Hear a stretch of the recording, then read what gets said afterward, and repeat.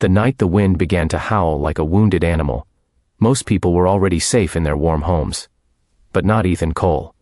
He had learned long ago that storms didn't care about a man's exhaustion, his loneliness, or the ache buried in the corners of his heart.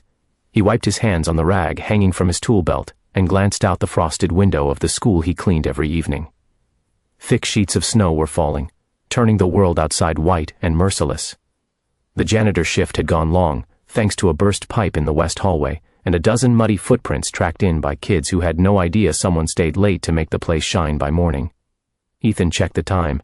Just past 11.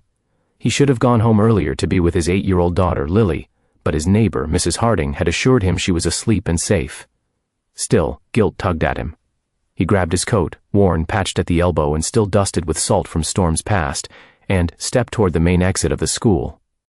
The wind slapped him the moment he opened the door. The air burned his lungs with its cold.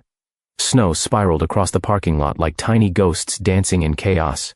He hunched his shoulders and trudged to his old pickup truck, its faded blue paint barely visible beneath the fresh powder. As he scraped at the windshield with a gloved hand, he heard something, thin, distant, like a cry swallowed by the storm. He stilled. There it was again. Not the wind, not the bending trees, a voice. He turned his head, scanning the darkness beyond the parking lot. The school sat near a stretch of road that cut through a wooded area, rarely used after dusk. He hesitated for a breath, then set down the ice scraper and followed the sound. His boots cracked through layers of snow as he crossed the lot and approached the edge of the road.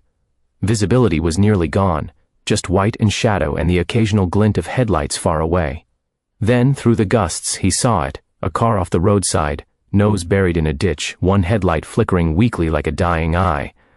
He didn't think. He moved. The snow clutched at his legs, slowing him, but he pushed forward until he reached the driver's side. The windshield was iced over, the window cracked just enough for him to see movement inside. A woman. Her head was tilted forward, hair fallen over her face, and her hands trembled against the steering wheel. Ethan pounded on the window. "Hey, can you hear me?" She jerked slightly, eyes glassy and unfocused. "The door. Can you unlock it?" he shouted over the wind. There was a faint click. He yanked the door open, the hinges groaning from the cold. A wave of frigid air swept into the car. She looked up at him, cheeks flushed red from the cold, lips pale. "Help!" Her voice was barely a whisper. "I've got you," he said, reaching out and gently wrapping his arm around her. "Can you walk?" She tried to nod, but when she moved, her body sagged. He braced her weight, guiding her out of the car. Each step was a battle against the snowdrifts and the wind that threatened to shove them back into the ditch. Ethan kept his arm firm around her shoulders, his jaw set with determination. "What's your name?" he asked, his breath forming clouds in the darkness. "Mara." Her voice wavered. "I'm Ethan. My truck's just up ahead. We're gonna get you warm, all right?" She didn't respond, but he felt the faint squeeze of her hand clutching his coat. By the time they reached his pickup, his boots were soaked through, and his fingers ached despite the gloves. He opened the passenger door and helped her climb in. The cab was cold, but at least it shielded them from the wind.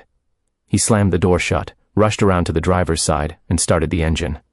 It rumbled reluctantly before settling into a shaky idle. Mara shivered uncontrollably, her teeth chattering. Ethan turned the heater to full blast and reached behind the seat for an old wool blanket. He draped it around her shoulders, careful not to startle her. "Thank you," she murmured, voice trembling. "Don't mention it," he said. Anyone would have stopped, but they both knew that wasn't true. On nights like this, people hurried home and locked their doors.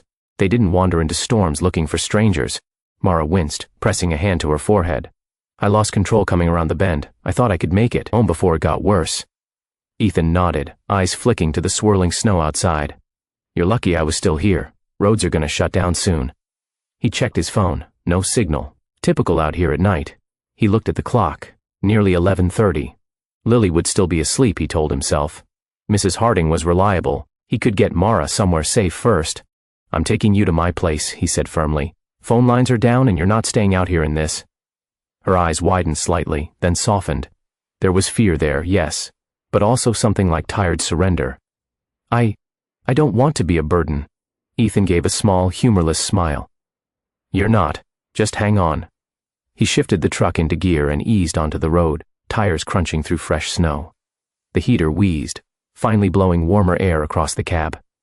Mara curled deeper into the blanket, eyes half closed, and watched him cautiously. In the dim glow of the dashboard, she noticed the weariness etched into his face, lines around his eyes, the set of his jaw, the silent gravity of a man used to carrying weight alone. Yet there was something steady in the way he drove, something protective. The storm raged around them, but inside the truck there was a fragile stillness, a moment suspended between danger and refuge. Neither of them knew it yet, but that night, the night the snow swallowed the world and two strangers crossed paths, was only the beginning of a story neither of them could have imagined. A janitor with calloused hands and a heart locked in ice, a woman with secrets buried beneath the frost, and a storm that would uncover more than just the road ahead. The drive through the storm took longer than usual, and by the time Ethan pulled into the narrow driveway of his small single-story house, the world outside had vanished behind a curtain of white. The porch light cast a warm glow across the drifting snow, flickering slightly, as though even electricity struggled to endure the night. He glanced at Mara, half asleep, head resting lightly against the frost-speckled window, and felt a quiet pang in his chest he couldn't name. "Almost there," he said, his voice low. Mara stirred, blinking slowly. "Thank you. For not leaving me out there." He didn't respond right away. Words never came easily to him, especially ones that carried weight. Instead, he cut the engine, stepped out into the snow, and walked around to lift her door open. The storm's icy breath rushed in, tugging at her blanket. She stepped down carefully, leaning on his arm, her legs wobbly from the cold. Once inside, warmth embraced them like a memory. The living room was modest, scratched wooden floors, a worn couch, a small heater humming near the wall. Toys were tucked neatly into a basket near the fireplace, and a few framed drawings clung crookedly to the refrigerator in the adjoining kitchen. A small voice drifted from down the hall. "Daddy?" Ethan closed his eyes briefly, guilt threading through his expression. "It's okay, Lil. Go back to sleep." But Lily padded into the room in her fuzzy socks, rubbing her eyes. Her dark hair was a tangled halo, and her voice was thick with sleep. "Why are you so late? And who's that?" Mara offered a faint smile, clutching the blanket around her. Ethan crouched to his daughter's level. Her car slid into a ditch. "I'm just helping her get warm. Go lie down. I'll tuck you in soon." Lily searched his face, reading it the way children often do, with a perception adults forget to have. She nodded slowly and shuffled back to her room. Ethan motioned for Mara to sit on the couch. "I'll make some tea. You might start feeling the cold in your hands and feet once the adrenaline wears off."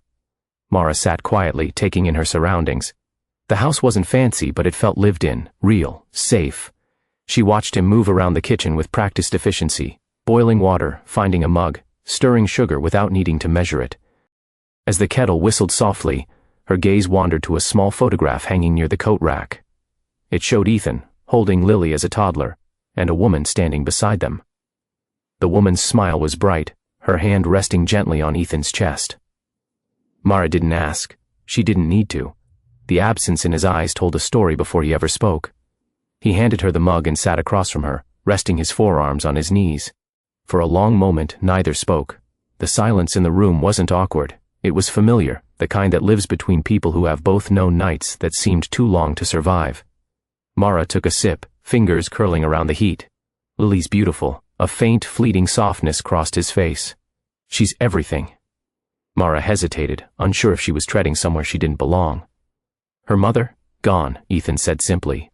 The word hit the ground between them like something heavy and cold. He didn't offer more, but his eyes drifted toward the hallway, toward the small room where Lily slept. He hadn't always been a janitor.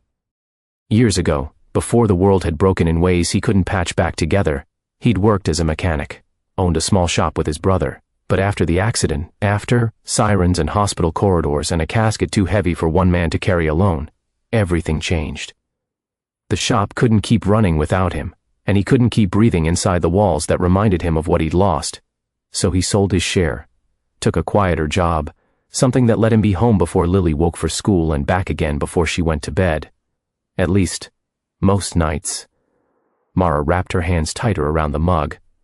"I'm sorry," she said softly. He shook his head. "You don't have to be. Life doesn't ask permission before it takes." They fell into a quiet that didn't demand explanation. The heater hummed. Snow battered the windows with muted fury. Somewhere down the hallway, Lily turned in her sleep.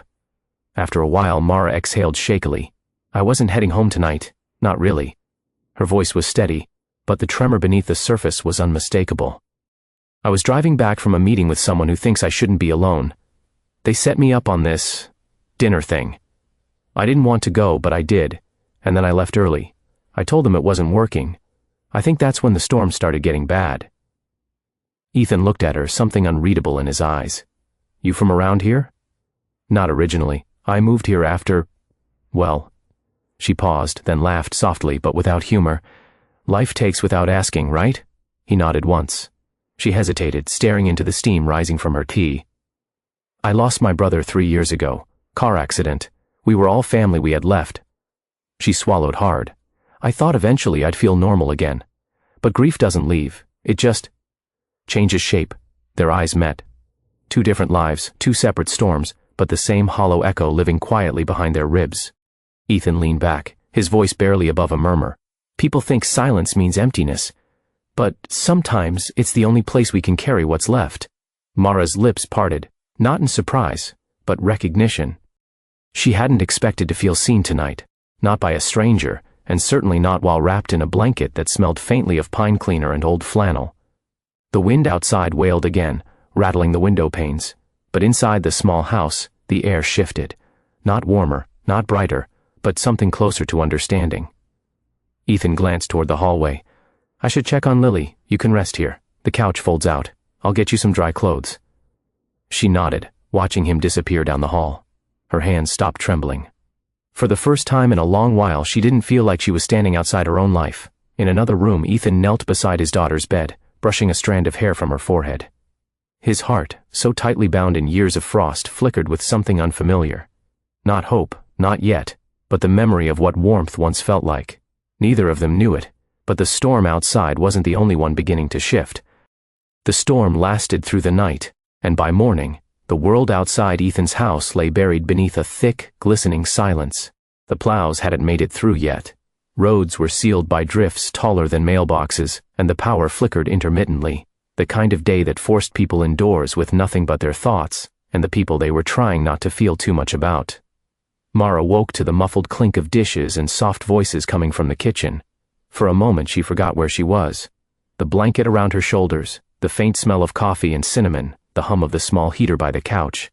It all felt strangely gentle. Then memory crept back in. The crash, the storm, the stranger who wasn't truly a stranger anymore. She ran a hand through her hair and sat up slowly, her muscles still stiff from the cold and stress. She heard Lily's giggle, followed by Ethan's low rumble of a laugh. Rare, quiet, but unmistakable. Something inside her tugged. When she stepped into the kitchen, Lily was perched on a chair, stirring something in a chipped mixing bowl. Ethan stood at the stove, flipping pancakes in a worn skillet. He glanced over. Morning. Mara managed a small smile. Morning. I didn't mean to sleep so long. You needed it, he said simply. Lily looked up, dark eyes wide and curious. Daddy found you in the snow. Mara nodded. He did. Are you staying forever? Lily asked, the innocence in her voice unfiltered. Ethan shot his daughter a look. She's staying until the road's clear, that's all. Lily shrugged, unbothered. Okay, but the way she looked at Mara held something more. Hope, maybe, or just the curiosity of a child starved of strangers and stories. Mara joined them, grateful for the warmth creeping back into her fingers and toes. She helped set the table despite Ethan's insistence she didn't need to. The 3 of them ate quietly at first, but Lily filled the space with small chatter, her favorite cartoons, her dislike of math worksheets, how she wanted a puppy even if Daddy says no. Mara caught Ethan's glance across the table, the faintest hint of a smirk touching his features. There was a softness in his eyes when he looked at Lily that made something ache in Mara's chest. But warmth, she knew, had a way of melting into fear. After breakfast, Ethan stepped outside to shovel the path to the front door. Mara watched through the frost-streaked window as he bent into the wind, muscles taut beneath his coat, determination worn into every movement. She admired him before she could stop herself, then immediately felt foolish for it. She shouldn't get comfortable. She shouldn't breathe in this house like it was hers. People left. Life broke pieces it never returned. Inside, as she helped Lily build a lopsided tower of blocks in the living room, her phone finally caught a flicker of signal. Notifications flooded the screen. Missed calls, messages from friends, and one particularly insistent string from Danielle. the woman who'd set her up on the aborted blind date. "Where did you go? Did he say something? You can't keep shutting people out, Mara. It's not healthy." Healthy. The words scraped at something raw inside her. She typed a short reply. "I'm fine. Got stuck in the storm. I'll explain later." She didn't mention Ethan. She didn't mention Lily. She didn't mention how the quiet inside this house felt safer than the forced laughter of strangers at restaurant tables. When Ethan came back in, dusted with snow, he found Mara standing near the doorway, arms wrapped around herself. "Roads might be closed another day or two," he said, pulling off his gloves. Mara nodded, but uncertainty darkened her expression. "I don't want to intrude." "You're not." Silence stretched between them. She looked at the floor, then at him. "You don't even know me." Ethan held her gaze, steady and unreadable. "I don't need to know everything to know you needed help." That should have comforted her. Instead, it rattled something unsteady inside. What if someone gets the wrong impression? His brow furrowed. "What impression? That I'm here because I can't take care of myself, or that I'm needing help doesn't make you weak," he said, the edge in his voice sharper than he intended. She flinched slightly, not in fear, but in recognition of the wall between them, one neither had built alone, but both lived behind. The hours passed slowly. Power flickered twice. Lily napped, curled up on the couch. Snow battered the windows with relentless persistence. Mara helped Ethan gather candles and blankets in case it goes out for good, he said. When their fingers brushed while reaching into the linen closet, both stilled, just for a moment, a flicker of something neither dared name. Later, when Lily woke and asked if Mara could help her draw, Ethan retreated to fix a cabinet door that had been off its hinge for months. He worked quietly in the small kitchen, tools laid out like reminders of the man he used to be, the man who fixed engines, not lockers and leaky pipes. As he worked, he heard laughter, Mara and Lily giggling over a crooked cat drawn in purple marker. The sound warmed and unsettled him in equal measure. His brother's voice echoed in memory. "You keep shutting the world out. It's going to stay out." That had been before the crash, before everything froze. He tightened the final screw and stood, staring out the window at the storm that refused to quit. He didn't notice Mara watching him from the doorway, her expression soft but conflicted. That night, after Lily was tucked in and the house was lit only by a lamp and the dull flicker of the heater, Mara stood in the hall, arms wrapped around herself again. "I can sleep on the couch. You don't need to give up your room. I'm not." He nodded toward the bedroom at the far end. "I'll take the chair if I have to. You'll rest better on the mattress." She hesitated. "You don't have to take care of me." He met her eyes, something guarded flickering there. "I know." And yet he did. She almost said thank you, but the words tangled in her throat. Instead, she turned to go, but paused. "Why do you do it? Help people like this?" His jaw tightened, but his answer came quietly. "Because someone once told me I couldn't save the person I loved most. I guess I've been trying to prove them wrong ever since." The truth in that, unvarnished, unperformed, lodged deep in her, and before she could form a reply, he stepped past her, heading down the hall. That night, neither of them slept deeply. The house groaned with winter's weight. Memories rose like ghosts. Fear curled beneath ribs that had learned too well how to armor themselves. And somewhere between wakefulness and dreams, both wondered if the storm outside was easier to face than the one within. By the next morning, the storm had calmed, but its remnants clung to the world like a warning. Snowbanks rose against the windows, glittering in pale light. The sky was a dull gray, heavy and tired, as though even the heavens needed rest after the night's onslaught. Ethan stood at the kitchen sink, staring out at the front path he'd carved through the drifts. Steam curled from the mug in his hand, untouched. He could hear Mara in the living room helping Lily braid her hair, the soft murmur of their voices mixing with the quiet creaks of the house. It should have felt comforting. Instead, something in his chest twisted. He wasn't used to people lingering in his space. He wasn't used to warmth that didn't cost him something. As if sensing his thoughts, the heater sputtered and went silent. The lights flickered once, then died. Lily's voice carried from the living room. "Daddy?" Ethan set down the mug and stepped into the hallway. "Power's out again. It'll come back." But Mara had risen to her feet, worry shading her expression. "What about heat and food?" "I've got a generator in the shed," he said, already pulling on his boots. "It's old, but it'll run the essentials." "I'll help," she offered. He hesitated, then nodded. Lily trailed after them to the door, until Ethan knelt to meet her eyes. Stay inside, okay? Light the lantern on the table. We'll be back in a few minutes." She nodded, though her fingers twisted anxiously in the hem of her shirt. Outside, the cold cut sharper now that the wind had settled. Snow crunched beneath their feet as Ethan and Mara trudged toward the shed tucked behind the house. The silence between them wasn't hostile, but it hummed with things unsaid. The shed door stuck, frozen at the hinges. Ethan grunted, forcing it open. Inside, the air smelled of oil and metal. Tools hung neatly on the wall, and the generator sat against the far corner, partially buried beneath a tarp. Mara helped pull it free, but when Ethan tried the starter cord, it refused to catch. He inspected the fuel line, checking connections with deliberate calm, though tension coiled beneath his skin. "This thing's older than me," he muttered. Mara crouched beside him. "Can it be fixed?" "It has to be." She watched him work, her breath clouding the air. "Why do you do that?" He didn't look up. "Do what?" "Carry the weight alone. You help everyone else but won't let anyone help you."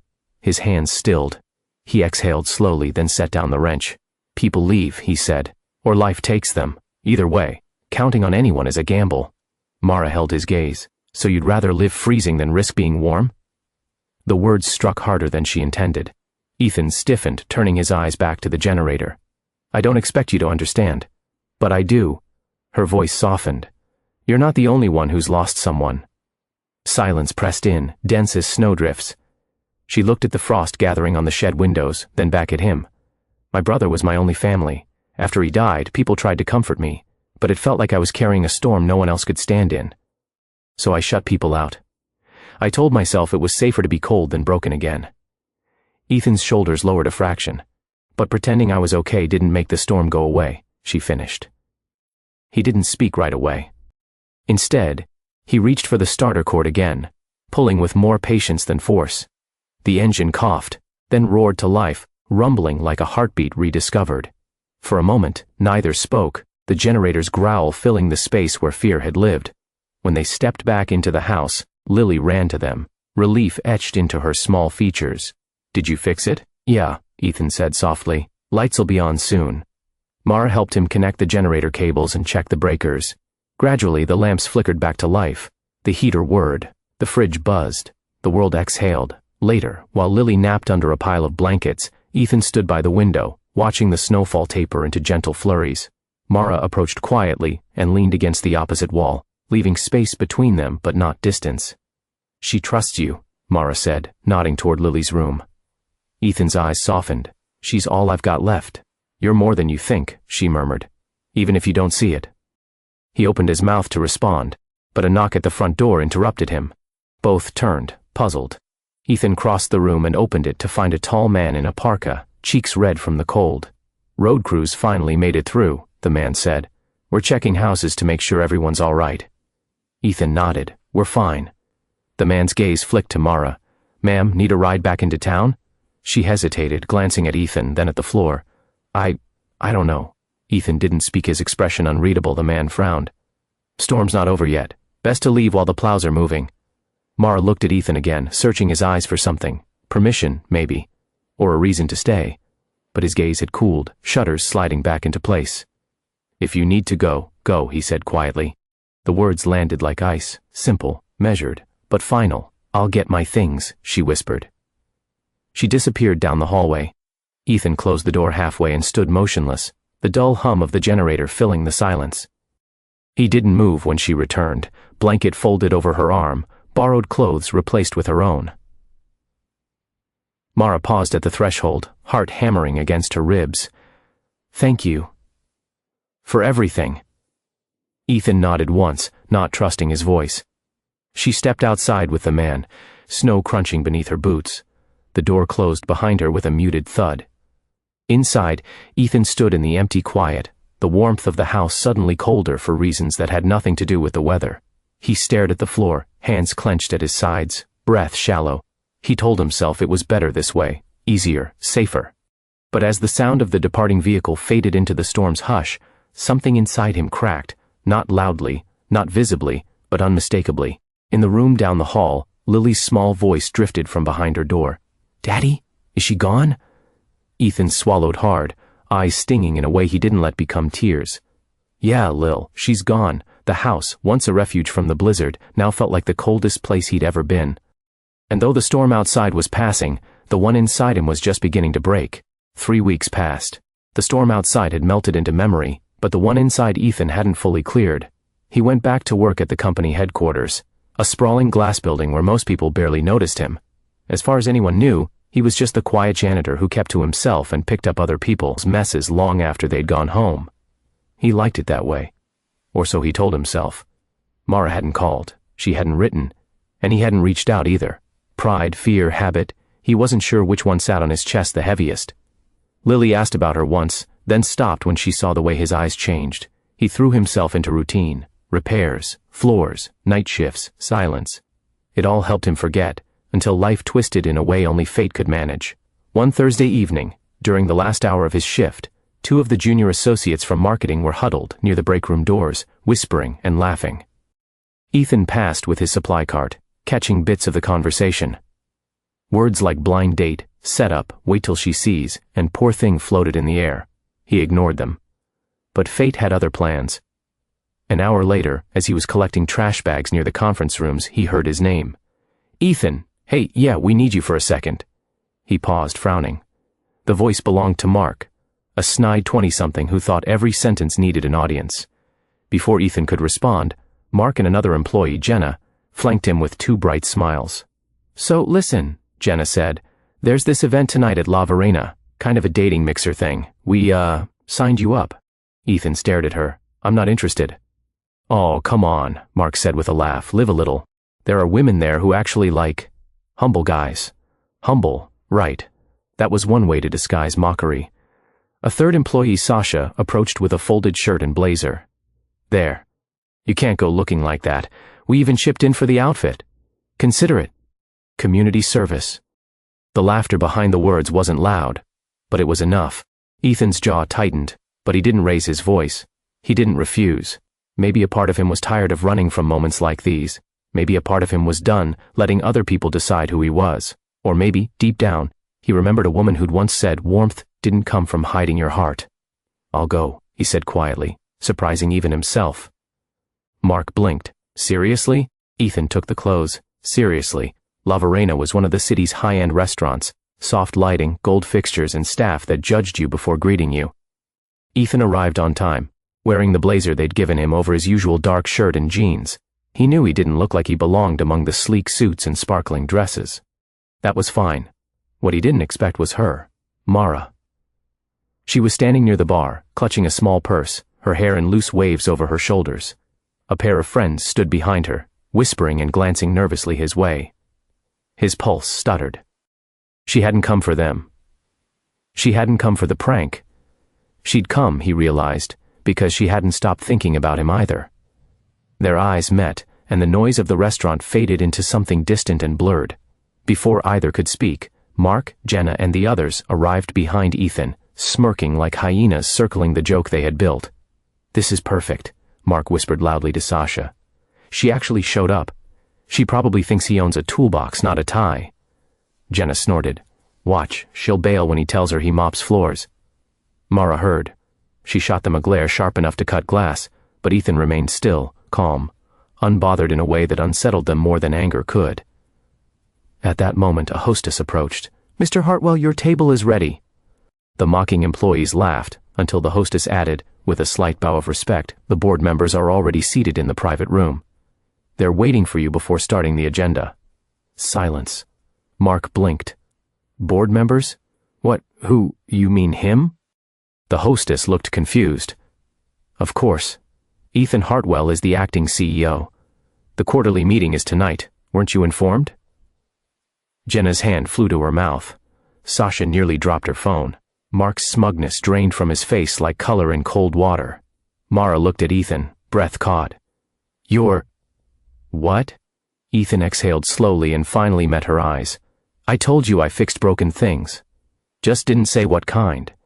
The hostess guided him forward, but Ethan paused and turned back to the stunned trio. Clean up the mess you make, he said quietly. Not just the ones you can see. They said nothing, could say nothing. Then he looked at Mara. You can join me, if you still want to. Her eyes softened, not because of the title, but because of the man she'd seen before she ever knew it. I didn't come for them, she said softly. I came for you. He offered his hand. She took it. As they walked toward the private dining room, whispers spread through the restaurant like a slow wave. Heads turned, mouths parted. The so-called janitor now wore the truth like a second skin. Inside the room, the senior board members stood at his arrival. A few executives, including those who'd once dismissed him, bowed their heads. Respect ran deeper than title. They knew the story few outside the inner circle did, how he'd inherited the company quietly after his father's passing, choosing to learn it from the ground up. Literally. Mara sat beside him at the long polished table. Not as decoration, not as a surprise, but as someone who had earned her place there by seeing the man before the myth. When the final presentation ended, and the meeting adjourned with applause, Ethan didn't rush to leave. Instead, he looked at Mara and asked, under his breath, "Coffee? Somewhere less gold-trimmed?" She smiled, eyes bright. "Only if you promise not to mop the floors on the way out." He chuckled, the kind of laugh that comes from a chest no longer caged by winter. Outside, the night was cold but gentle. Snowflakes drifted under the street lamps, quiet and slow. Not a storm now, but a memory of one. Mara slipped her arm through his. "Storms don't last forever," she whispered. "No," Ethan said, glancing down at her with something warm in his eyes. "Some melt into something better," and as they walked toward whatever came next, the world, once frozen, remained silent. But this silence wasn't cold or cruel. It was the sound of everything beginning again.